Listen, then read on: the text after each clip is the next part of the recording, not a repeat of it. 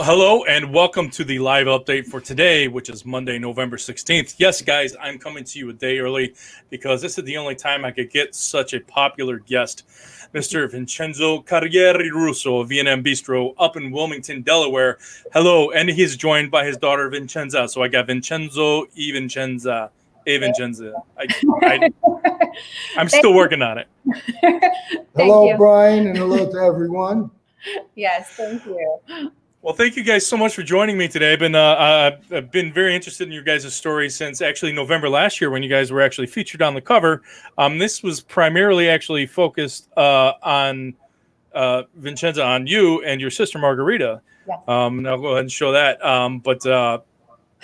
Funny enough, your dad kind of stole the show in the story itself as well. So there was a lot of talk with him just about how things kind of came up through the ranks. And what I really love about his story is that he's been in this business for 40 years. 40 years, right? Am I lower or more? It's a lot. It's close to half a century by now. Yes. Yes. All right. Yeah. Well, I want to. Brian, I'm sorry. Go ahead, Vincenzo. That's okay. Just so you know, for all the viewers watching, the M of V&M Bistro, Margarita's not able to be with us because you saw on the cover, she had other obligations, but she told me to send her best and she wished us all luck. Very good. Yeah, we're saddened that she can't be here, but we still have a great panel of guests. So I did want to speak with Vincenzo as well about, and then we're going to come back in and with some more subject matter with you, Vincenzo, but just kind of mainly about watching the industry grow through the past few decades. But being that this is more of a chef's corner, I do have some preliminary questions that we're going to have to get out of there. So I do want to, and I just see one pop up. I do want to let everybody know who's watching. You can put up your comments and your questions live, and we'll make sure that they get answered. Vincenzo's ready. Vincenzo's ready. So we got Italo Carrieri-Russo. Italo. I'm sorry. You just schooled me on how to pronounce that, so you're doing great. I'm doing my best. It's the Mexican trying to fight the Italian accent inside me. It's really I never know which one that is going to pop out. So, but yeah, you can ask your questions and comments here live, and we'll make sure that they get up. Any part of his story that you want to know more about, or just just kind of figure out what's going on. So, but my first question to you, Vincenzo, sir, is what is your earliest pizza memory? Wow, that goes way back to somewhere around 1955. Tell you a story. My mother always went shopping on Saturday, and we went to a area in Brooklyn, South Brooklyn, called Union Street, where all the vendors had their product outside on the street. So for her to hurry up, she would drop me off at this pizzeria that was in the middle of Union Street, where a friend of my father worked. And she would buy me a slice of pizza and a soda. I remember it was 15 cents, 10 cents a slice, and 5 cents for a soda. And I would stay there and talk to the pizzaiolo, who happened to be a friend of the family. And he was a nice guy, and I would ask him questions and watch him do his preps. Because it was early in the morning, the place wasn't even open yet, but I was allowed to go in. And I would have the first slice of pizza that he made that particular day. And that became a ritual. So every Saturday, that was my highlight, to go to the pizzeria and talk with Mario about pizza. And one day I looked at him straight in the eye and I said, when I grow up, I want to become a pizza maker. And here I am. Wow, that's just awesome. That's a great ritual, and I like how you were certain at that young age that that's what I'm going to do. And apparently, yes, you have been very successful at it. Continued success. We wish you guys. So I wanted to say how did you get started in the pizza business? I think it's because, or not necessarily how, but why did you get started? It's because of that, your conversations with Mario. Well, no. Also, how did you? Because I know from what I've heard, it's been a family business since you can remember. Well, years later, my father, looking for a job, one day happened to walk into a pizzeria, asked for a job, got hired on the spot, and started working at this iconic pizzeria that was featured in Saturday Night Fever, and eventually became the head pizzaiolo there. And I would go sometimes, and they would allow me to go behind the counter and make believe like I was working when I was a young boy. And kind of grew fond of it. And a couple of years later, my father bought his own pizzeria in Long Island, Hewlett, Long Island. And sure enough, my mother came on board and I came right along. Exactly. Got it. That was the job that I played around in while my father worked there. So a few years That's later, awesome. he went to Long Island, and my mother and I went with him. Obviously, my mother was helping him in the front, and I was hidden in the back, started washing dishes, and started to learn. All right. So it wasn't even because of, well, I guess it wasn't because of the family business, but it was a business that your family got into early on. So where and when did your family start making their own pizzeria? Well, we evolved from Long Island in the 70s when times were changing. The constructions of malls were in full bloom, and my father saw a future in that, and we ventured out into malls. And lo and behold, we started opening pizzerias for 2-3 a year, until unfortunately that happened and things came to a standstill. But we held on as best as we could for almost 3 decades. Mm. Well, I mean, it's I haven't been to a mall in a long time, and I'm young enough to remember. I'm old enough to remember going there, hanging out all day, going to the arcade. Mm-hmm. I haven't been to a Spencer's Gift in forever, man. I can't. I wonder what those look like. But I mean, yes, you would always go to the food court, and they had some pretty good food at the time. Now it's all just kind of cookie cutter. It's hard to find something that's really good there. So you kind of rode that wave until it just reached the shore. But then you guys, I guess, well, I'll get to that in a minute. So, well, I can ask you right now. I mean, so let's just do a big leap from the malls kind of going the way of the dinosaur to V&M Bistro. What was that jump like? Because I assume, Vincenzo, was that maybe a push from you and your sister to Yes. To do something? So let's just say my sister and I, we wanted to continue the tradition, continue the legacy. We grew up in the industry. That's all we knew. Our parents, they always stress, make sure you get a good education, go to school.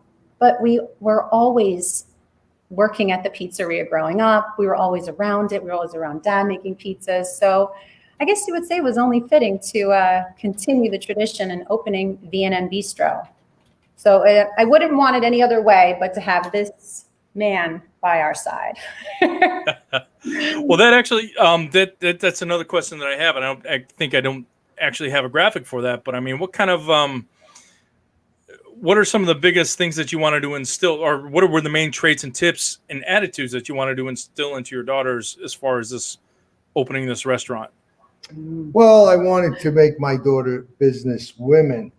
I wanted to teach them the ins and outs of business and teach them the tricks that they don't tell you in business school, from my experience.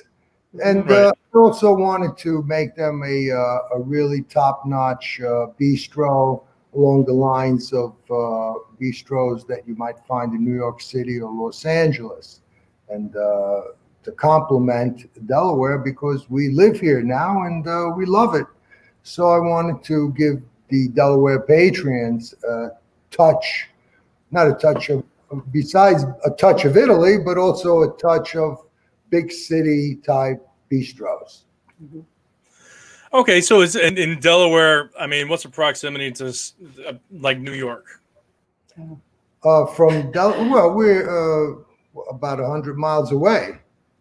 So, okay, so there's probably a big influence, or at least a big demand for New York style pizza. It is. Possibly. because it's growing. Ever since I've been here, it's grown tremendously. Pizza has also evolved tremendously in Delaware. I'll bring it back down to myself. I think we have a very, very good product, and we maintain a certain standard that we have to, people have to follow us in the standard that we maintain. Well, and I love that because you made that segue into my next question just seamless. Coming back down to you and V&M Bistro, I mean, who comes up with the recipes in the restaurant? And I know you said that you do take input from your daughters as well as staff. But I mean, are you the main? I mean, do you have the final say in that before it gets maybe put on the menu? How does that work? Usually, because I need to bring in my experience, my knowledge of the clientele, and what will sell and what will not sell. Going back to when we had a chain of pizzerias in the malls, we found that we had to modify our pizza from state to state because of the clientele. The demand of the public was different in different regions and different areas. I mean, the concept was pretty much uniform, but we had to modify the product slightly to give the people what they wanted. Okay, so there's a lot of ear to the ground listening to what the actual clientele want. I mean, there's another question that's going to come up later about, customers and things like that. But I mean, you're not one of these guys that says, this is how you have to have it and that's it. You want to feed the people what they want to eat. Oh, by all means. I mean, I will insist if something is just not proper, but ultimately, the customer is always right. Well, that's a good attitude to have. And I mean, and again, they're the ones who are buying your products. So if you were going to make something and you're going to buy every single bit of it, then make it the way you like it. Right. And just to chime in, just to piggyback off what my dad was saying, he always raised us to, the customer is always right. Do whatever you can to accommodate them. And you have to learn how to bend. And that's something that our father always taught my sister and I. You cannot be stubborn in your ways, especially in the restaurant business, especially in the pizza business. You have to learn how to bend a little bit and be flexible. Because if you don't know how to bend, you will be very stressed out all the time. Well, and if you can't bend, then what happens next? You snap, and nobody likes that. Mm-hmm. Well, I mean, you're answering a couple questions at a time, which is great. But I mean, it's, I was going to say, what inspires your recipes, old and new?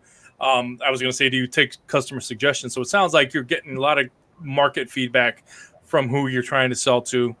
What is the one thing that you would maybe add to your pizza menu that you haven't done now? What's one thing that you got in your mind that you say, I want to play with this, or an ingredient you haven't worked with? This is another question I usually ask people. Is like, do you have a wish list of stuff you want to play with that's not on the menu yet? Oh, there are so many things that I'd like to work with. I can't just narrow it down to one thing. I mean, that's what gives us the ideas for creating new and innovative pizzas in the future, to bring in our specials that we used to do before this turbulent time.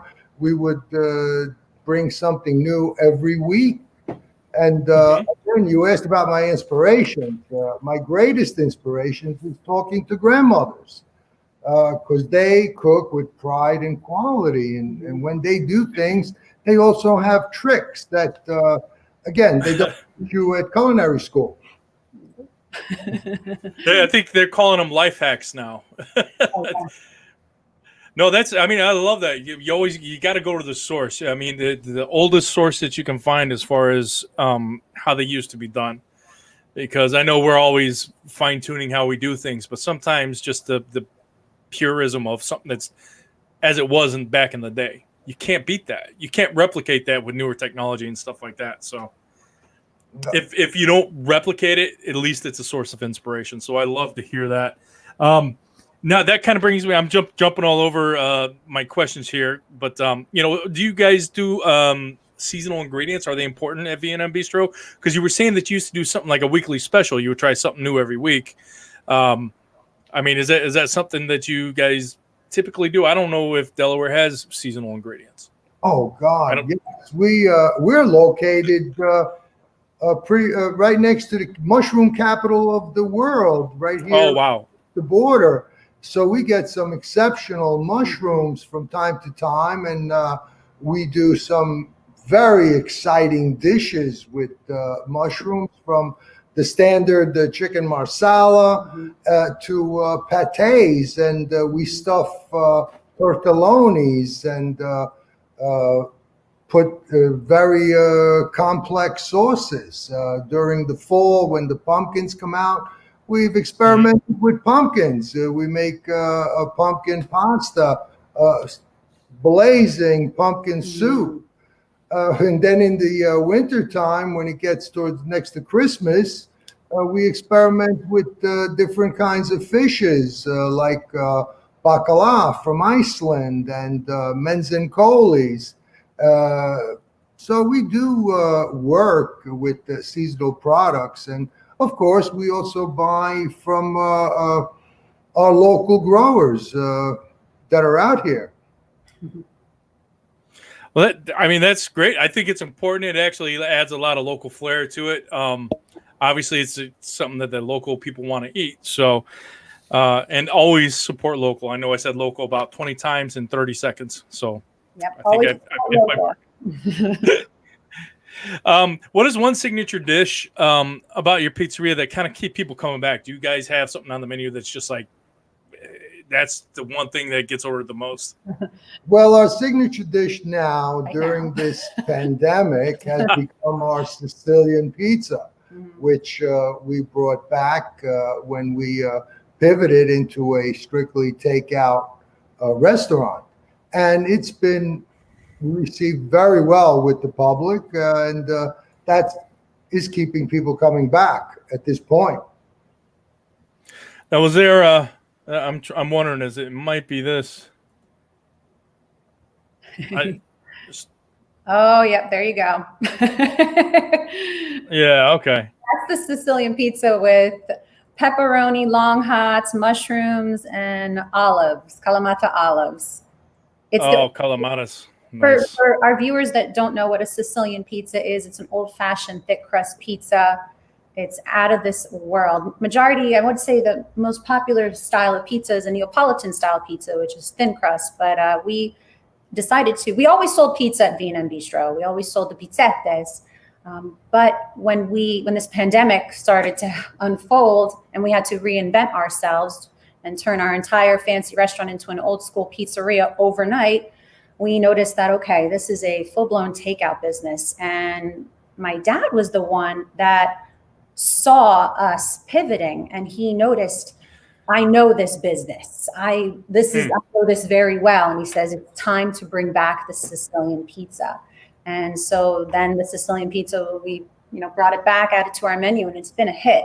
So as a full-blown takeout pizzeria, that's the dish that people keep coming back for, which we are very grateful for. We have to say this, it's important to mention this, that our community, the state of Delaware, has been so supportive. Even the tri-state area, we have people traveling from New York. Yes, New York, Long Island, New York. Someone came in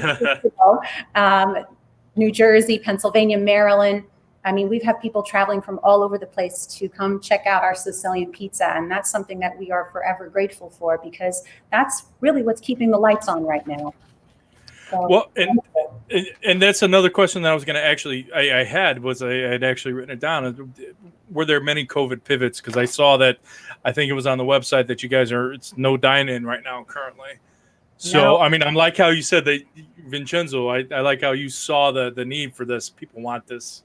Are there any other pivots, in the kitchen, in the recipes that you've had to make?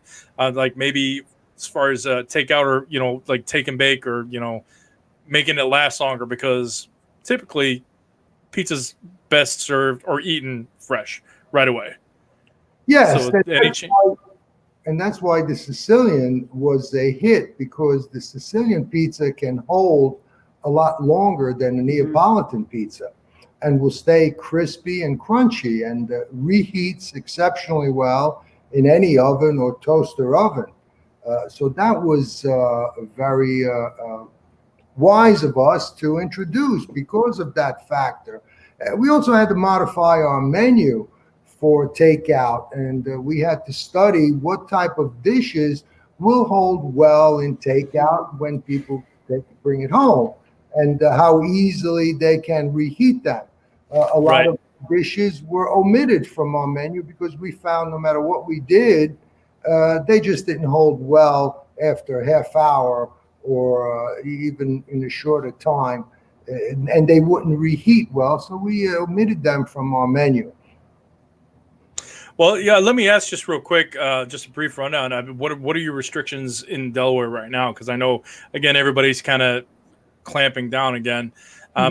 You have no dine-in right now. Is that mandated, or are you guys at 25 or 50% by the state? Okay, so in the state of Delaware right now, restaurants, well, today, the state of Delaware restaurants are allowed to have dine-in service at 60% capacity with tables 6 feet apart and social distancing, on top of all these other very, very strict restrictions that not only the governor puts in place, but also the Board of Health in the state of Delaware puts in place on top of that. So restaurants and bars, honestly, restaurants especially, they're taking every safety precaution to make sure that the guests that come to their venue, their place, are safe. Even not just for the customer, but also for the staff as well. We've just made the choice not to open up our dine-in service because it's not feasible for us. Every business is set up differently, and that's something that we always stress. There's no cookie cutter way on how to go through the whole pandemic for your business. You have to do what's best for you. But I can say that restaurants, especially in the state of Delaware, are taking every safety precaution. And that's something that we're very proud of in our state. And I wanted to mention and highlight. Well, and even watching the pizza team conversations that we have, people are doing tenting where, they can't have inside, but you tent outside. But even it's getting harder and harder. You were mentioning, Vincenzo, about people, needing more instruction about now that they have to take it home and reheat it. Are you guys printing out instructions or like that? Or are you guys personally telling the customer, like, here's our tip for the best way to reheat this? Do you guys have anything like that going on as far as information? Is very important, and most of our product can be heated in a very hot oven for about less than 10 minutes, and it'll come out fine. Well, it happens sometimes. I've gotten some really crappy chain pizzerias because they do it really quick, and I always have to reheat it. I always typically reheat it, give it some cook and some crust. But I did notice that in the oncoming pandemic, people were starting to actually print out recipes, or not recipes, but the reheat instructions, which I thought was great. You have to, because you want it to be as close to what they get in shop as possible. But it's never going to be the same. But that's where the actual words and the wisdom come from the head chef, the executive chef. So, all right. So I'm going to ask you a couple more just quick culinary questions, just to pique my nerdiness in the kitchen. What is your favorite ingredient and why? My favorite ingredient? I have so many. Oh. You get to pick one, but if it pairs well with another, I'll let you have two. Let me put it this way. In making pizza, the most important ingredients is the yeast. And wow, okay. Using very fresh yeast, because my dough is freshly made daily, and I find that it produces the best crust baked in my oven. That's the first time I've heard that. It's kind of a given, we always assume that the yeast is going to be there, but I really like that that's your most important. So, just a couple tips for people maybe getting started. What is your favorite yeast and why, as far as for your particular situation and the ovens you use? And we'll talk about those ovens in a minute too, as well. Well, a lot of people like to use starters and other forms of proofing their dough. My concept is the freshest possible yeast that I could find.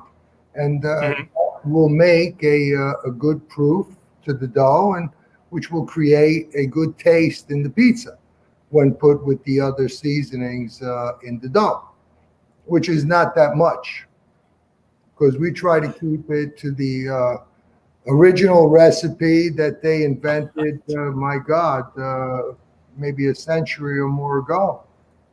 More than that, a millennium ago. Wow. Yeah. It's weird to think of things in those kinds of terms, but you're absolutely right. If you just think of it by the math, it's absolutely there. And I'm going to find, for some reason, my internet's being weird, but I want to play that video that you guys have at the top of your Facebook page. Oh, okay. Because that just makes me want to have a lot of bread right now. It's enticing, isn't it?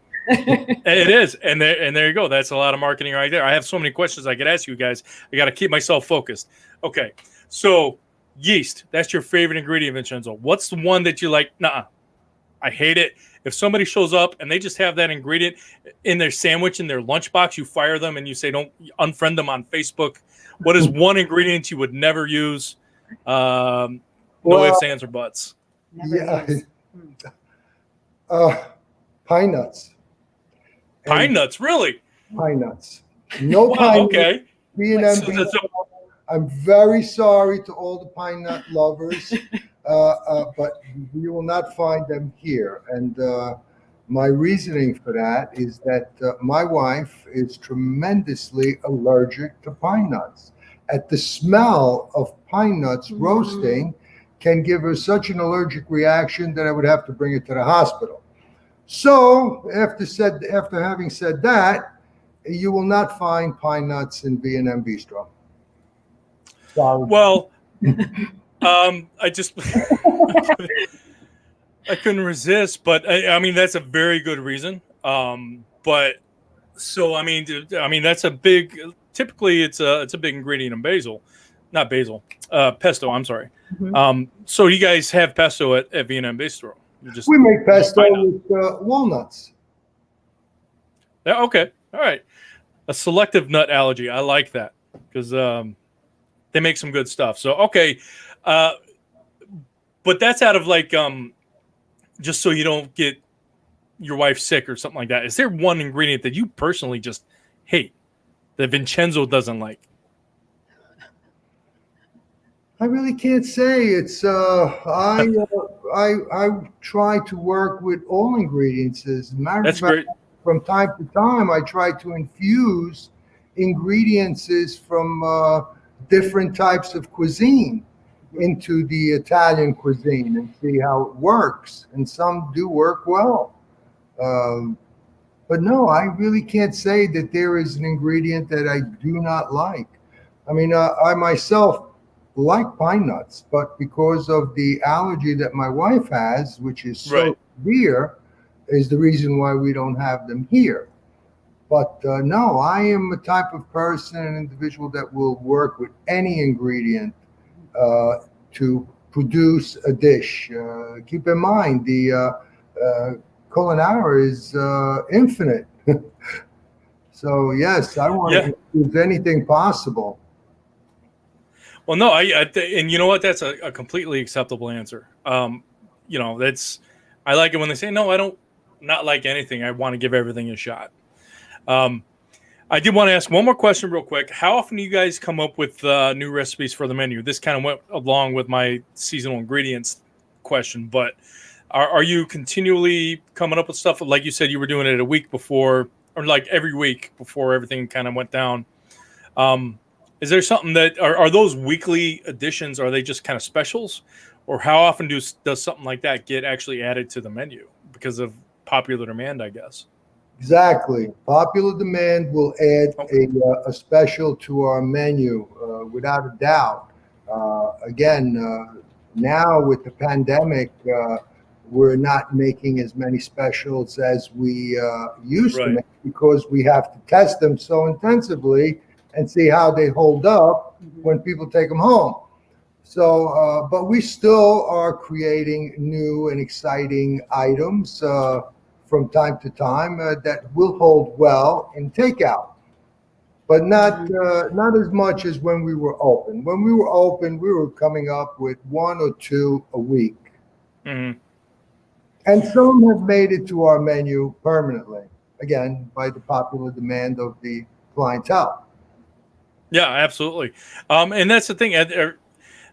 Along with the kind of the COVID pivots and adding new things to the menu, because like you're saying, you're actually looking for sustainability at this point, or something that you can keep on hand with a longer shelf life, but also make sure that when the customer takes it, that it's going to be as good as long as it can be. Have there been a couple additions that you've made to that besides the Sicilian that have kind of taken off and become fan favorites? Oh yeah, we've brought back pasta dishes, old world pasta dishes like broccoli rabe sausage with cavatellis. We've elaborated on our famous gnocchis that we make here by hand, and combined it with different fish sauces that have taken off. And again, all these products can be heated in a very hot oven in less than 10 minutes. When you say the instructions, my instructions to my patrons has always been that. Make sure your oven is very hot. Take the tray, because we give it to you in a metal tray. So you can put it in the oven, less than 10 minutes, take it out, you're good to go. Awesome. I love it. And I know these probably weren't the examples that you were talking about, but I wanted to see them again because I'm really hungry right now. But I did have a question, and I was speaking with somebody last night personally on the phone, and he's opened a multi-unit concept, but he's doing lasagna, and he's having a hard time. He was doing it in the hotel pans, but he was portioning it, and he's still having a hard time reheating it because it's still taking 30 minutes to get it reheated. Do you guys do lasagna like that, or is it all? Because he was toying with doing it made to serve, and I said if it's a 5-minute difference, make it fresh every time in smaller portions. I mean, how do you guys manage that? If you don't, that's fine. You can say no, we make it fresh. Like it triggered me because you said take the whole tray. We don't make lasagna. We make Timballo, which is a individual lasagna along the concept of a pot pie that can be reheated quickly in an oven, again at 500 degrees, preheated oven for less than 10 minutes. Bring it right back to life. And each Timballo is made individually. So we don't make a sheet of lasagna and keep it in the steam table all day, and it gets dried up, and it just doesn't work. Lasagna is a very complicated dish that needs to be made the day before, and then needs to be served hot on the day it comes out of the oven, which should be the next day, because you want to leave it for a day to rest and harden up, especially if you put great ingredients and you don't want it to fall out. So I decided not to make the lasagna and create the Timballo. Well, I really didn't create the Timballo. It's an old recipe way back. We just made it smaller and individual, because Timballos of the past were usually made the size of a lasagna, where everyone cut into it and got a piece. But we made ours individually portioned. I believe you showed a picture of it. That's the. Oh wait, no, it's not. No, it's not it. That was looking at something else. But that's not theirs. No. No. I got it. I want to show it again. It's this one right here. There it is. Yep. Correct. Yeah. And once. So go ahead. I'm sorry. Go ahead. It can be put in a 500-degree oven, and in less than 10 minutes, it'll come right back to life, even if it's the day after. All right. Well, I might put him in touch with you. Maybe you can give him some pointers because that was one thing that he was talking about. He's been very successful as far as like his opening, which was last Thursday. But that was the one thing. That and his pasta maker, and I think his pasta maker and his bread proofer broke down day of. It happens, right? But yeah, the lasagna was what he was worried about. It was either going to be don't do lasagna, or you I like that idea right there. So again, this is why we have chefs on here so that they can help other chefs. I do appreciate that. So now I'm going to get on to what I've marked as the Vincenzo specific. You can see all my notes. This is how I work. But the Vincenzo specific questions. Now we answered a couple of them, but I wanted to say you have been in the business for 40 years. Yeah, we established about 40 years. So what is the biggest difference in opening stores 40 years ago versus today's market? And I know that I guess your father and your mother had opened the first one, but then you and your brother came in to actually work there. But I mean, how close were you how much knowledge did you have of what they were doing back then as far as opening up? And then, kind of compare it to how you helped Vincenzo and Margarita open their place. Well, we gained knowledge very quickly when we started opening up pizzerias, 2-3 a year. We learned about construction very quickly. We learned about the equipment and what was good and what was better than the other equipment, what we wanted to use and how we wanted to produce our product. And we were pretty good at putting together pizzerias in less than 40 days. Was this at the advent of when you guys were jumping into the mall section, or correct? And so it's like early mid 70s, right? No, yeah, late 70s. Late 70s, okay. 80s was when we were flourishing. Today, opening up a pizzeria is a little bit more complicated. The restrictions, the laws, the regulations, the codes are much more severe than they were. You have to have a certain amount of distance between the counter space. So you need more square footage to put together a shop, and ultimately you need more money. It's not as inexpensive. Well, it wasn't inexpensive, but compared to what you need to spend today to open up a pizzeria, opening one 20 years ago was a little bit less money. Well, I mean, and again, we grow and we come up with more restrictions, more things that we have to necessarily worry about that we didn't think we had to back then. I mean, I still sprinkle asbestos on my Cheerios in the morning. I just read that thing last night that's not good for me. So, No. But so I mean, besides just kind of having more restrictions and more legal loopholes to jump through, I mean, is it kind of the same? Because I mean, like you said, you guys kind of you open up the first couple, and then by that you were opening them up at like warp speed. What was the one thing even back then that is still today that people need the biggest hurdle to opening a new place? That's one of my next questions. What's the biggest hurdles to overcome when starting a pizza place today? Getting the permits. Permits. Getting the permits and getting the okays from the proper authorities has always been a big hurdle. And of course, getting the equipment. Mm-hmm. The equipment needs to be pre-ordered because it may not be ready in a warehouse for you, especially when you have specific equipment that you want. Yeah. Mm-hmm. Well, I mean, that makes that's I think one of the pitfalls I've seen people get. They get their ovens and then they realize that on their floor plan it's got to sit 6 inches further away from the wall, and that even those little 6 inches can mess up a whole floor plan design. So it creates a domino effect into the entire design. It could be even as less as 2 inches can destroy an architectural drawing. So people have to be very, years ago, you put the place together. You didn't really need an architect. You didn't need a designer.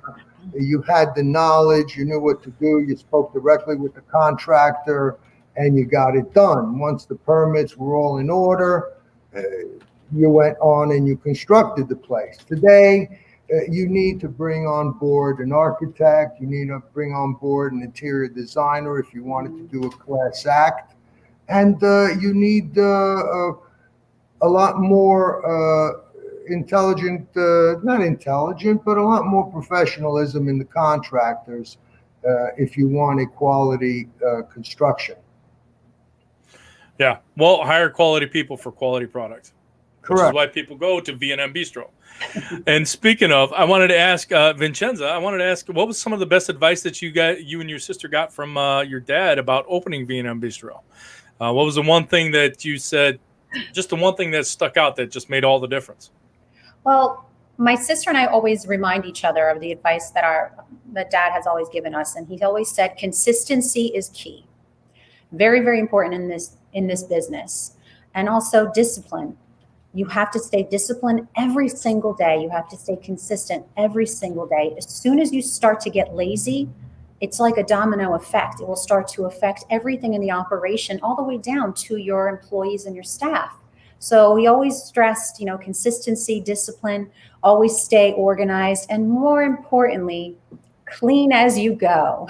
We were ready for this pandemic. Let me just tell you, working under this guy our whole life, we were so ready for it. You have no idea. Our entire staff, we are trained in proper cleaning and sanitizing, but on another level. Because Father always said, clean as you go. If you have time to lean, you have time to clean, right? That's the saying. That's what I was going to bring up. You could see me. I was waiting to put that out there. I say that to this day. And yes, he's absolutely right. If you clean as you go, there's less to do at the end. So exactly. And it sets a good example to your team. And that's what's most important. And another piece of advice, I have to mention this because my sister and I, we talk about this all the time. In this business, it's very stressful. And you don't know, what, situations you'll be encountering as the day unfolds. He always says, forgive quickly. Never hold grudges in this business, whether it's with your team, your employees, people that come and go, customers, it doesn't matter. Forgive quickly and never hold grudges. He said you'll live probably a healthier and longer life. Is it like the Seinfeld Serenity now, but without the insanity later? I like that. What? And then I'm trying to keep up because I'm going all over marking off the questions we talked about. But there was another one. How's the pizza industry or the market changed in your view over the years, Vincenzo? Because I still will deal with some old school pizza families, and there are certain areas, certain regions, and certain families that everything's secret. Has it become more cooperative over the years? And I mean, you guys have been, transparent as everything. If I ask for something, it's like, yeah, here it is, recipe, this, that, or the other. Have you seen some of that kind of loosening of the reins and just like, we're all in this pizza world together, let's help each other? Yes. But in the pizza industry, in the past, ironically, it was very communicable amongst pizzaiolos. They were always communicating with one another, and they always helped one another in their businesses. Again, back in the day, there was a tremendous amount of respect for each other, and you didn't have that pizza place on every corner concept. People would respect and go a certain distance away from the other guy, because no, I don't want to take his customers. I want to create my own customers. So yes, there was the secretive attitude. Well, I was going to say, I respect the distance and the proximity, but they weren't giving each other their recipes. That was still like family secret, take it to my grave type thing.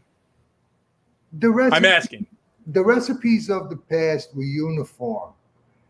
They all came from one common denominator. And yes, everyone modified it, just like in Italy. It's Sunday in Italy because when you're walking in the streets, you smell the sauce. But every grandmother who's making that sauce has different ingredients that they put in, whether it be the combination of meats, the types of tomatoes, the different spices, maybe adding spices that the next door neighbor doesn't add. But at the end of the day, it's all sauce. And that's what the pizza operators always did. That little bit extra ingredients, but again, it all started from a common denominator recipe. Well, and I like that. I mean, that kind of goes along with what I've seen today, just coming into this in the last 20 years. The restaurant business can be very snipey, secretive, and just vicious. But the pizza segment of it is not that. It's cooperative, almost familial. So that's something that I've always loved about it, is that pizzerias and pizza operators are there to uphold each other through all these trying times, even before pandemic. That's what we would do. So I like hearing that it all comes from one common denominator. You're absolutely right. At the end of the day, it's just tomatoes and flour and yeast. It's what you do with it at the end. And I think I actually have that up there. It's this is one quote I wanted to get up there. Everybody can have the same recipe. Yeah. But it all depends on who's making it. Vincenzo carrieri-Russo. So. Yep. Exactly. When I was working in my father's place back in the 60s, people would actually come into the restaurant and say, where is Italo? I want him to make my pizza. And they would demand, because he was the top pizzaiolo in his place at the time. Eventually that changed. People were asking for me down the line. But yes, it made you feel very, very well. It gave you a good feeling. It gave you, a reward of what you did when a client would come in and ask for you to make his pizza because he liked the way he made it last time.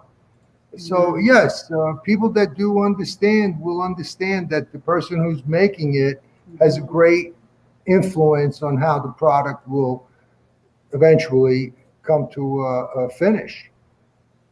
Absolutely. And look at that, man. It's that is a lot of pizza wealth and knowledge right there. Thank you for these. I have to say, being around this business my whole life, pizza makers they have so much pride. The good ones. Just, when my father's back there making pizza, he has so much pride on every pizza, every single one that he makes and that goes into the oven, making sure that it's made to perfection. And I think that a good pizza maker knows that and understands and can relate to that, it's about that pride that you feel that makes the pizza, that passion for what you're doing, that makes the pizza phenomenal. Absolutely. I mean, if you don't like what you're doing, why do it? But especially with food, because it comes through in the end product. If you're not cooking with love, it's like eating sand. So my father would say a pizzaiolo needs 7 years experience to become complete. I used to argue with him on that issue. And I said, Dad, 2 hands can only make so many pizzas. If you want to expand, we need to get more hands on making pizza. Now, yes, do we have to teach them about the yeast? No, we just have to teach them how to put it together. Let's give them the best ingredients to work with. So even if they mess it up, it'll still come out good. Because they have good ingredients to work with. And to make a pizza, anybody can make a pizza. To understand the concept of pizza takes time. And then the pizzaiolo becomes an artist in creating a pizza with passion. No, absolutely. I agree with you. And I am one of those guys who I am still learning. And I'm lucky enough to be able to, in a position to where I can speak with people like yourself and others in the industry who can teach me these things. I wanted to ask you, how's the pizza industry market changed in your view over the years? I mean, because from the advent of like malls, you get into mall food courts and then there's a big market there, but it's all, I don't want to say it's linear, but now it's gone from that to like online ordering. Is it a good progression? What advice do you have for some people trying to kind of catch up as far as like how the industry has changed over the years? Well, the industry has changed tremendously. The competition has become fierce. You've got the giant pizza operators that are able to outprice you and outrun you in this business, and you have to keep up with them. The only way I find that you can is by offering, going back to the roots of our business, giving the customer the old school pizza, using the best ingredients that you can get, and create an old world product to the best of your ability. I mean, today more and more wood-fired ovens are coming back. I remember when I was a young man, I remember the old pizzaiolos breaking them down, and they were so happy that the deck oven was invented. So they made their life so easy at that time. And the deck ovens of the 50s worked pretty well. Yes, they didn't give you that hickory aroma of the wood, but they cooked the pizza efficient. They cooked it a little bit slower, but it also was a little bit healthier.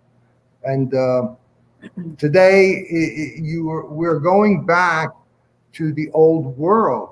So for the small operator, give your customers the best ingredients that you can find and create your pizza like an artist. And I'm sure that your customers will come back. I love that. Vincenzo, anything to add to that? Also, customer service. I think that with those, I think a lot of the big names have lost that interaction with the customers. And that's something that my dad always taught my sister and I, that, you know, yes, accommodate the customer as best as you can. The customer always comes first. And that's something that we always stress. You know, we want to give our diners, our patrons, the best possible experience from the moment they walk through the door. And even though right now we are strictly a takeout business, we had to also pivot our customer service from the moment we answer the phone. I was always taught, answer the phone with a smile, because that energy will just, the customer will feel that.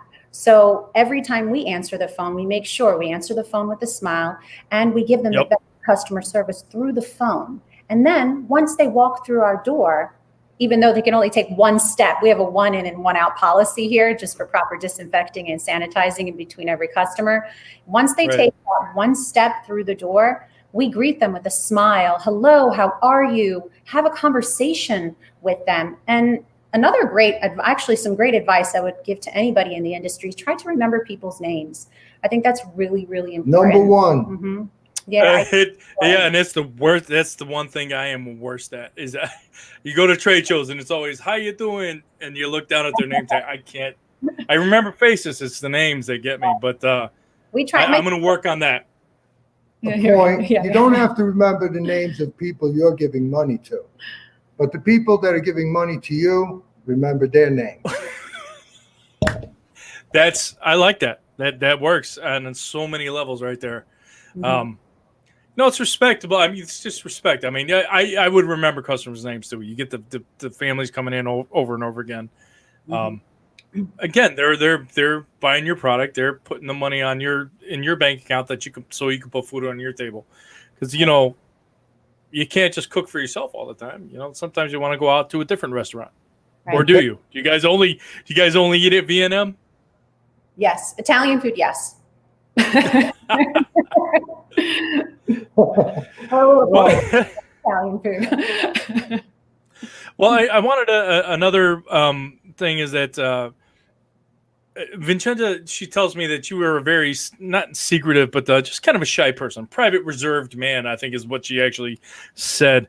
But she's kind of pulling you out of that show, which you're here, you're fully out of your shell, man. And I tell you, you look fantastic. You got a great sense of class about you. But how important do you think that the visibility of owners and or chefs for the customers are? Being out there, glad handing people, and just making, like you said, always make sure you remember the names. But do do you think that people want to see the chef? Because some places the chef comes out, other places they don't want them to. So how do you feel about that? Well, did your attitude change? My personal feeling is, yes, I'm going to go out there and greet my wonderful guests that are coming in here and creating paychecks for everyone, no matter what. And I do the best I can to get out there. And if sometimes I can't get out there to greet my guests, my wife, my daughters, everyone in the front of the house that is part of the ownership is going to say hello to everyone and goodbye. We run out of our way to say goodbye to a customer when they're walking out the door. And yes, we do the best that we can to remember their names. My God, I remember names of customers when I was in my teens working in my father's Mr. Schwartz would come in and, you know, he would drive up with his Lincoln and I knew exactly what he wanted when he walked in the door. And they appreciate that. And there are customers that really enjoy meeting the chef. Oh, you created my food? Yes, I did. Everything was wonderful, which makes me feel good and it makes them feel good. Of course, there's always the person that may not be in the mood, that you just say hello and have a nice day and move on. But most of the people do want to be greeted by the owner. It makes them feel special and they will remember that. And what's also important, that they're going to remember my name and that makes me feel good.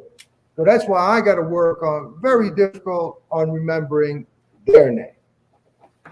Well, yeah, and I've been to a lot of places where they have the managers come out, and you know what? I appreciate the extra effort, and even if it is just something that they're just trying to do, I appreciate it, you know, and I'm gonna let them know. But this also kind of led me to another question I hadn't thought about. Is like, what if somebody says, well, you know what, this linguine wasn't quite linguine enough? I mean, what do you say to those guys when you know, if you get kind of the dissenting comments or something like that? I mean, yeah, you gotta smile and say I'll make it better next time, or I mean, no, I'm going to keep that client happy right then and there. And if what he's telling me is the truth, I'm going to see it in his dish that it's not, you know, most of the food might still be there. So I'm going to do everything possible to make him happy. Whether I'm going to buy him a drink or not make him pay for it or give him dessert, whatever I feel at that time is going to make him happy and forgive me if I did make a mistake and give me another shot. Well, and that's what I like, and that's I really like how you said I'm going to look at their dish and see how much is left, because you know, as a pizza GM too, you know, you get that back, you get the complaint and there's nothing left but like one little piece of crust. It's like, apparently it wasn't that bad, but you can't tell this to the customer. No. Of course not. So, it was always right. Right. And it's not, and you know what? It's not worth fighting or having a disagreement or even making a scene for other customers in the, you know, in the room or in the dining room to witness. It's better to, you know, do what you can to make them happy. Fix it immediately. Do not stretch the problem. Do not fight the problem. Fix it immediately. And chances are you will resolve the issue faster versus stretching and trying to, you know, fight them on it. It's just not worth it. No, I completely agree. I'm just putting this up there because I know we're getting low on time. I wanted to see it. But I did want to ask you, I had two more questions real quick. Now, V&M Bistro, I mean, bistro in my mind comes up drinks. So do you guys offer like pizza pairings with some cocktails or beers or local craft beers or anything like that? How do you take the bistro effect and pair it with pizza? Because I know you do more. You're not just a pizzeria. Obviously, you're an Italian restaurant. Bistro. No, yeah, go ahead. Bistro is a little bit of everything. Food, drink, and song. And we also have, we used to have when we were in full operation, live guitarist that would come in here and play very soothing music. I volunteer myself, by the way. You haven't. My home studio's got all the guitars. So anyway, but yeah. So the food, drinks, and song. We'll sing together. But yeah, love it. We do have pairings. Unfortunately, my Margherita couldn't be here, but she is my primo mixologist that creates drinks that are out of this world and have tremendous excitement. As a matter of fact, she came up with the boozy ice cream. Now that we're in this situation and they've given us the opportunity to have alcoholic drinks to go, we've decided to fuse our ice cream that we make and with our alcohol, like a vodka, chocolate, mint ice cream, or a rum pina colada. So these are the things that we've evolved during this pandemic, and we can easily pack them up to take home. And my Margherita is the one who has created this. She would be the best to elaborate because, like I said, my sommelier, my head mixologist, and the one who takes tremendous pride and quality in the alcoholic department of the restaurant. But well, I mean, I think that's great. I mean, is she taking care to make sure that this is something that can be paired? Does she have suggestions of? And I think that was what the vodka limoncello. That's what I saw earlier, and I'm like, oh, that looks good. But I mean, is she taking care to say that some of these can go get paired with items on your menu, or are they kind of separate entities? And if you order one or the other, it doesn't necessarily matter. Are there suggestions? I guess is the best question. Well, the martinis are usually an aperitif drink. The ice cream are usually a dessert drink. We really want to pair different types of wines with our food, and that's what we do, especially when we have a week of what's it called when we do that restaurant week. We actually create the menu and we pair off different types of wines in different price ranges for people to enjoy with the particular dishes that we create for restaurant week. So my suggestion is, yes, our cocktails are great as an aperitif or just by themselves or as a dessert. But then again, there are people that love to have cognac with their spaghetti, and I can understand that very well. I think I probably fit in there too, but I'm always up to try a mixed drink, and if somebody says this goes with this because of this reason, I'm even more inclined to try it. Maybe I'm just super suggestive. Probably the best customer you could ever have. If you try to sell it to me, I'll buy it. But no, that's great that you guys. There's the communication between both parts of the restaurant. Well, I mean, there's one restaurant with several different markets. Well, at least drinks and your food. So I did want to ask you, Vincenzo. You have ovens that are like 40 years old. Yeah. How have you kept them going so long? Because I've been hearing a lot of my guys recently getting new ovens and having a bunch of BS. They're breaking down and they're not getting the help they need. What goes into good oven maintenance? And does having 40-year-old ovens add 40-year-old flavor? When you bite into a piece of pizza, do you taste the history? When I first got these ovens, I wasn't very fond of them. So I realized that I had to learn about the ovens and had to gain some kind of engineering skills. And what kind of ovens are they? They are old, classic Garland ovens from the 70s. And I think, if I'm not mistaken, I think they were one of the first pizza ovens that Garland made, because Garland was exceptional in creating stoves and ranges, and we always worked with their stoves and ranges. So their pizza ovens were something new. Again, wasn't too happy in the beginning, but after learning and studying about the ovens, my God, I've lost count on how many times I've taken them apart. And in taking them apart, you begin to create modifications. And the oven originally was supposed to go up to 550 degrees. Well, I got it to go up to close to 800. Now, I've beefed up the insulation, created and had parts manufactured for them to fit. So my Garland ovens are really not Garland ovens anymore, other than just the base. Everything around that oven is been modified.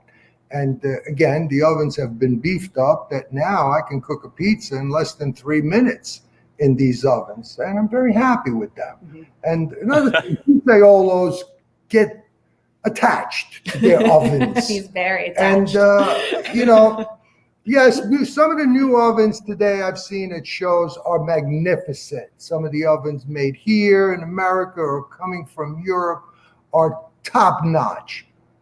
The price is scary. So my ovens, the way I see it now, I've got maybe over $100,000 worth of pizza ovens that I keep maintaining. Because if I wanted to get ovens that would match what I have, that's pretty much what I'm going to have to spend to get the quality oven to do what I want it to do. I mean, they're out there. Some of the manufacturers today are creating pizza ovens that are dynamic, and but the cost factor, which goes back to the construction, which goes back to what's different today about constructing a pizza place, you need a little bit more money to create an operation today as what you did years ago, especially if you want to get the quality equipment. And the quality equipment is definite because that'll last. Well, and that's what I wanted to ask you. I mean, like you said, it's, you know, you got to spend more money now just with inflation and just everything's changing. It's getting new and more modernized and stuff like that. But if you get a good oven, I guess my question was, what is the one thing somebody should actually learn how to maintain? And it sounds like your oven, because if you're a cowboy, your oven is your horse. Does that make sense? Yeah, it means, I mean, a chef, along with having qualities like cooking like grandma, or understanding numbers like an accountant, or have the speed of a track star, also has to have knowledge of his equipment. So he has to have a little bit of knowledge in engineering and in physics to maintain his equipment and to keep it running. And also has to understand that he needs to respect the equipment so it will last, which some may not have that quality. And that's important in keeping a business going without incurring tremendous expenses. Well, you always take care of your equipment, because that's going to get you where you need to go. So, right. It's great. You know, I like how you said you've taken it apart and now it's your own thing. At this point, it's Vincenzo's Frankenstein's monster. Yeah. That's awesome. I did also want to show this. I encourage everybody to go to their website and the Facebook for V&M Bistro. And I don't know if I've actually showed that right now. It's in the it's actually in the comments, so you can click on it. Yeah, it's in here somewhere. So, but I did find one picture that I really loved, and I'm going to put this up there just because I am a super nerd, and I thought it was really awesome that you guys put it up there. That's We're huge Star Wars fans. Oh, okay. Well, I didn't know if you'd noticed, but those my tattoos. Yeah, you can't see them. Yeah. Anyway, I got two on my arm. So, one final message for the industry, Vincenzo, and I'll let you give one too, Vincenzo. But you guys are really killing me with the names. It's really. But what's like one final positive message you want to leave with the industry right now, because it's so hard for everybody. We've all had to pivot. We've all had to make a lot of adjustments, modernize faster than we wanted to. Yep. What do you want to say to everybody? It's a very turbulent time we're going through, and most important is go with your gut feeling as to how you want to operate your business, and use again pride and quality. Be conservative in making decisions, and be ready to pivot in any direction. So always have backup. Yes. Yes. And like just to piggyback off what my dad said, he always taught us, save for a rainy day. Well, guess what? It's a rainy 9 months. So, you have to be very conservative with your decisions. You have to be very frugal, but also be very consistent with how you run your operation and numbers, right? Numbers are everything in this business. Everything. Weigh everything. Count everything. Do inventory every single day. And guess what? If nobody is in that room, turn the lights off. Save money. Save energy. We would be surprised at the end of the month that bill is a little lower, even if it's by a couple of dollars, because every penny counts. And Dad's favorite line is, "Look out for the penny." And that line was told to Lenny himself. Oh, okay. Yeah, I knew I kept that up there for a reason. Yeah. And bam, there you go. There it is. That Lenny? Lenny himself told me, let me give you a piece of advice. I was a young man. I was about 9 or 10 years old. And he said, in this business, look out for the penny. And that's all he said to me. There you go. I think that's, anymore we're not picking pennies up off the ground, but I guess it should be, don't drop that penny anymore. Yeah. That's great. I really appreciate everybody's time. So I did put it up here real quick that, they can reach you at V&M Bistro, vmbistro.com and facebook.com/VM Bistro. I definitely encourage everybody to go check out the sites. Some magnificent looking food. I think we've got a lot of good information from somebody who's kind of watched the track of the pizzeria industry for quite a long time. With quite a long time yet to come, man. I can't wait. There's several more conversations I want to have with you, and I'm going to detail these in emails later. But you guys got a lot of good information. But I definitely appreciate you guys being here. So any one final, it doesn't have to be positive affirmation. Just, we had a lot of people watching today, a lot of your fans. Just give them one final message, and then we'll head out. Well, to you, Brian, and all who are watching, if you're ever in Delaware, come on down to V&M Bistro. I'm sure we're going to give you a great experience and make you feel right at home. Vincenzo. Yes. Okay. So if you are traveling in the area, we are the northern part of Delaware, 20 minutes from Philadelphia International Airport, 1 mile off of I-95. Even though we're a takeout business, you still can get some really good food for takeout. Definitely pay us a visit. We are here every single day. Well, the days we're open, Tuesday through Saturday, 11 a.m. to 8 p.m. right now. But you'll see us here every day. And we're hoping to open as soon as things are good. Yeah. And God bless all the people out there, and that everyone stay safe.